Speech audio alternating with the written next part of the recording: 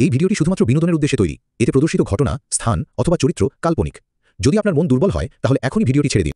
আত্মার আর্তনাদ, ভয় যেখানে শ্বাস নেয়। আপনাদের সবাইকে স্বাগত জানাই আরেকটি নতুন এবং রহস্যময় এপিসোডে। আপনি এখন শুনছেন আত্মার আর্তনাদ, যেখানে সত্যি এবং অদ্ভুত সব ভৌতিক কাহিনীগুলি আমরা আপনাদের সামনে তুলে ধরি একেবারে বাস্তবের মতো। আপনারা যারা ইউটিউব থেকে দেখছেন, দয়া করে আমাদের চ্যানেলটি সাবস্ক্রাইব করুন। পাশে থাকা বেল আইকনটা প্রেস করতে ভুলবেন না, যাতে কোনো নতুন এপিসোড মিস না হয়। আর যারা ফেসবুক থেকে দেখছেন, আপনারা অবশ্যই ফলো করুন আমাদের ফেসবুক পেজ হরর বাংলা, যাতে সবার আগে দেখতে পান নতুন ভিডিও। আমাদের খুঁজে নিন ইনস্টাগ্রামেও হরর বাংলা নামে, জয়েন করুন হোয়াটসঅ্যাপ চ্যানেলে, আর শুনে নিন প্রতিটি এপিসোড স্পটিফাইয়ে। যেখানেই থাকুন। ছোটবেলায় আমার ভাই রুদ্র নিখোঁজ হয়ে গিয়েছিল।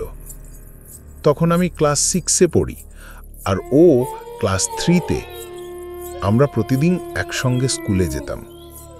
একদিন সকালে রুদ্র আমার হাত ছেড়ে একটু আগে বেরিয়ে গেল। সেই যে গেল আর ফিরে এলো না। পুলিশ রিপোর্ট, পোস্টার, খোঁজাখুঁজি সবই হয়েছিল। মা বাবার কান্নায় বাড়ি ভারী হয়ে উঠেছিল। শেষমেশ বছরখানেক পর সবাই ধরে নিয়েছিল রুদ্র আর নেই। আমি ওর একটা পুরনো জামা আর ছেঁড়া বল খাটের নিচে লুকিয়ে রেখেছিলাম। তাতে ওর গন্ধ লেগে থাকত। কখনো কখনো রাতে ঘুম ভেঙে গেলে শুনতাম যেন কে ফিস ফিস করে বলছে, দিদি আমি ফিরব। সেই ঘটনা পেরিয়ে গেছে 15 বছর। আমি এখন চাকরি করি, শহরে থাকি। বাবা মারা গেছে, মা গ্রামে একাই থাকেন। হঠাৎ একদিন ফোন এলো। মা কান্নারত কণ্ঠে বলল, রুদ্র ফিরেছে। আমি তো শুনেই হতভম্ব। মানে কি বলছো তুমি? ওর মুখে একটু কেটে গেছে, খুব চুপচাপ হয়ে গেছে, কিন্তু মুখ, গলা সব রুদ্রের মতো। ও নিজে বলেছে ওর নাম রুদ্র আর দিদির কাছে যাবে। আমি তখনই ছুটি নিয়ে ছুটে যাই গ্রামে। বাড়ির উঠোনে ঢুকতেই দেখি পেছন ঘরের বারান্দায় একটা ছেলে বসে আছে। বয়স 8-9। হ্যাঁ, সেই বয়সের মতোই। কিন্তু একটা ব্যাপার খটকা লাগলো। 15 বছর কেটে গেছে, ও এখন ছোট থাকবে কেন? আমি ধীরে ধীরে ওর দিকে এগিয়ে গেলাম। তুমি কি রুদ্র? সে মাথা নাড়ল। আমি বললাম, তুমি কোথায় ছিলে এতদিন? সে মুখ তুলল না, শুধু বলল, আমি হারিয়ে গেছিলাম, এখন ফিরে এসেছি, কিন্তু সব মনে নেই। মা বলল, ডাক্তার দেখিয়েছি, কিছু মনে পড়ে না, কিন্তু খেতে খেতে বলে, দিদি কোথায়? তোর নাম বলেছে, তোর কথাই বলেছে, ও রুদ্র। আমি চুপ করে ওর সামনে বসে রইলাম।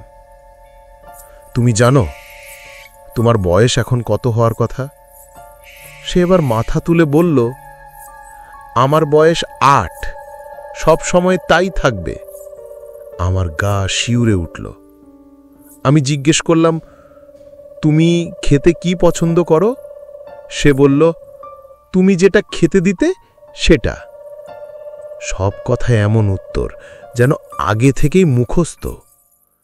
রাত্রে আমার ঘরের দরজার বাইরে দিয়ে টুংটাং শব্দ। আমি বেরিয়ে দেখি ছেলেটা চুপ করে দাঁড়িয়ে। ঘুমাচ্ছ না? সে বলল, দিদি আমি তো ঘুমোই না, আমি তো তোমার কথা রাখি। আমি বললাম, মানে?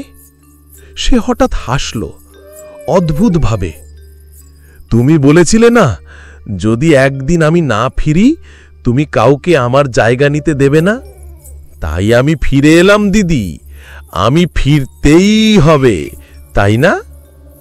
আমার কাঁধ ঠান্ডা হয়ে গেল। রুদ্রের ঘুম না আসাটা ছিল না ভয় পাওয়ার প্রথম কারণ। ভয়ের শুরু হয় তার মুখের হাড় চোয়ালের নড়াচড়া দেখে। কখনো কখনো কথা না বলেও সে ঠোঁট নাড়ায়। মাঝরাতে দরজার ফাঁক দিয়ে দেখি সে আয়নার সামনে দাঁড়িয়ে নিজের দিকে তাকিয়ে তাকিয়ে ফিসফিস করে বলছে, আমি তো ওর ভাই ছিলাম, তাই তো। আমার পিঠ দিয়ে ঠান্ডা ঘাম গড়িয়ে পড়ে। আরও অদ্ভুত হয় একদিন সন্ধ্যায় ফটো অ্যালবাম দেখতে গিয়ে। রুদ্রের ছোটবেলার কিছু ছবি খুঁজছিলাম। হঠাৎ দেখি একটা ছবি, আমি আর রুদ্র দুজনেই স্কুল ড্রেসে দাঁড়িয়ে আছি। কিন্তু এই ছবিটা তো আমার কখনো মনে পড়ে না।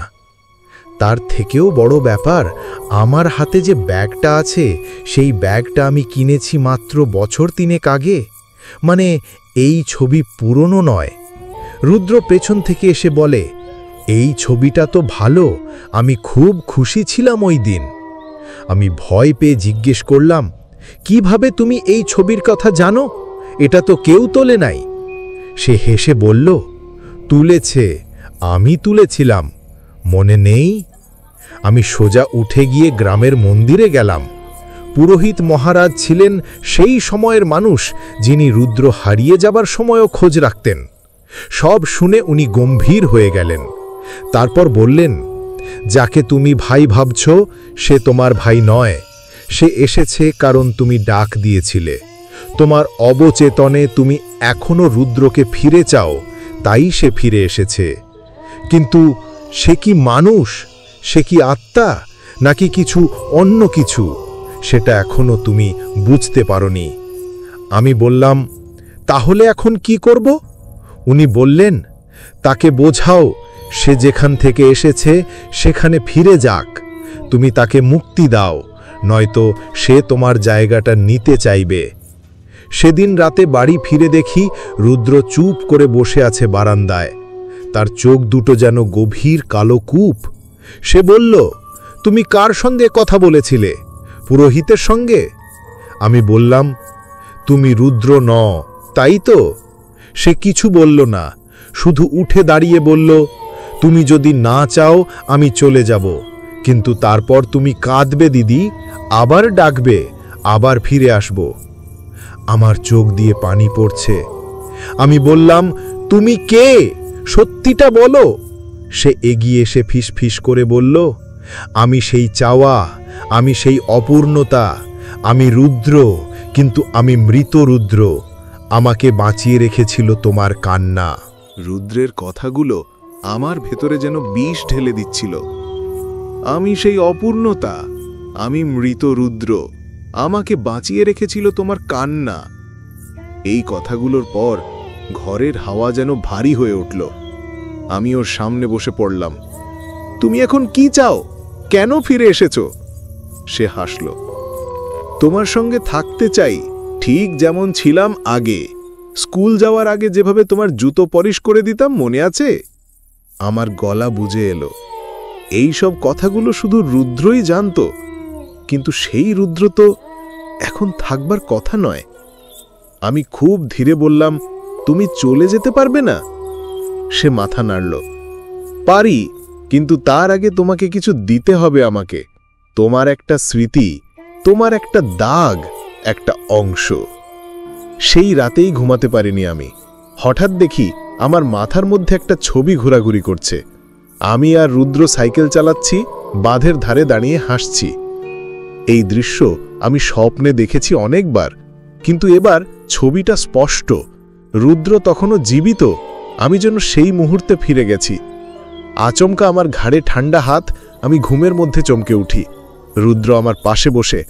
সে বলল, তোমার স্মৃতির ভেতর এখন আমি, তুমি আমায় ভুলতে পারবে না। সকালে ঘুম ভাঙার পর দেখি আমার কপালে একটা পুরনো কাটা দাগ, যেটা আমার ছিল না। ঘরের আয়নায় নিজের চোখে আমি রুদ্রের প্রতিফলন দেখতে পাচ্ছি। সে আমার শরীরে ঢুকে পড়ছে আস্তে আস্তে। আমার মুখের ভঙ্গি বদলে যাচ্ছে।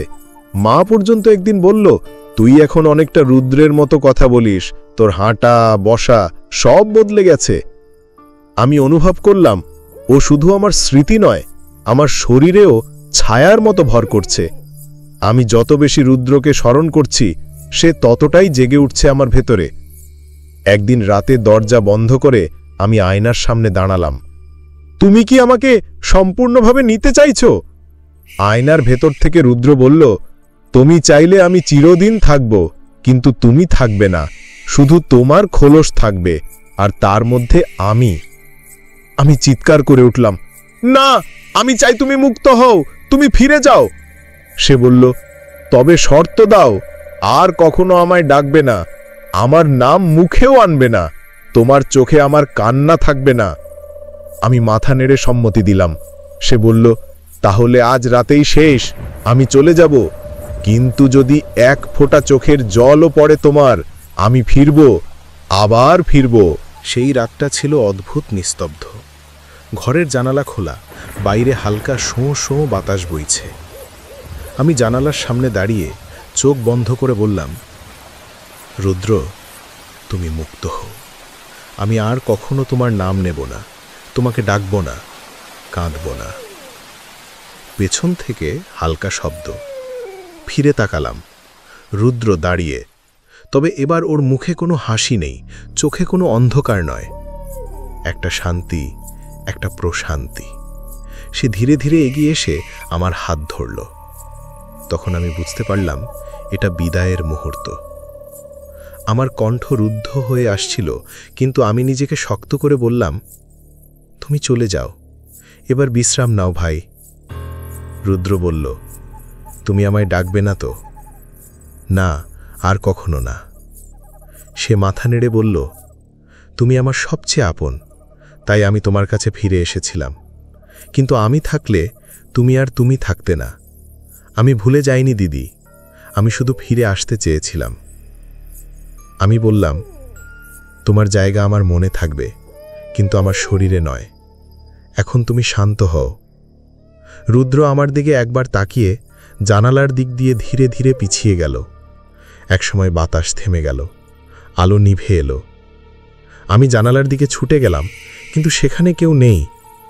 শুধু একটা কাগজের টুকরো উড়ছে, আমাদের পুরনো স্কুলের ছবি, যেখানে আমি আর রুদ্র সাইকেলে। রুদ্র চলে গেল। আমি সেদিন চোখে জল আনিনি, তবে মনের ভেতর কোথাও একটা দংশন রয়ে গেছে। এর মাসখানেক পর একদিন সকালবেলা দরজায় কড়া নাড়ল কেউ। আমি খুলে দেখি এক প্রতিবেশী তার 6 মাসের শিশুকে নিয়ে এসেছে। শিশুটি আমার দিকে তাকিয়ে হেসে ফেলল। হাসিটা এত চেনা, একদম সেই রুদ্রের ছোটবেলার মতো। আমি ওর চোখে তাকিয়ে দেখলাম কোনো ছায়া নেই, শুধু এক চেনা উষ্ণতা। আর জানলার কাছে যেন হালকা কুয়াশায় লেখা, আমি শান্তিতে আছি দিদি। তো এইভাবেই শেষ হলো আজকের গল্প। কিন্তু সত্যিই কি সব শেষ হলো, নাকি কোনো কিছু এখনো অপেক্ষা করছে অন্ধকারের আড়ালে আপনার আশেপাশে কোথাও? আপনি কি নিশ্চিত এখনো একা আছেন? হয়তো না। আবার দেখা হবে এক নতুন রাতের গল্পে, আরও এক আত্মার আর্তনাদে।